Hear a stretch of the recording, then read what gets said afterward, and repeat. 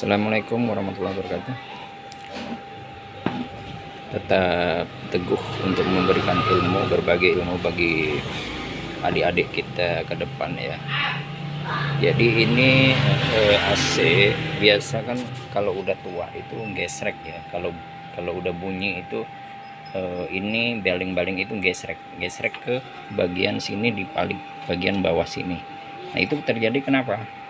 Nah, terjadi karena karet dudukan motor fan ya. Motor fan itu mana ini seperti ini. Jadi caranya gimana? Ini buka modul, buka lebih gampang.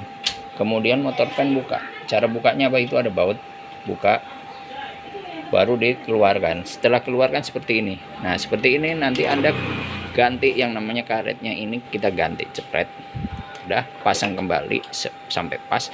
Nah maka akan hilang suara ngesreknya itu tadi yang berisik. Oke, semoga manfaat.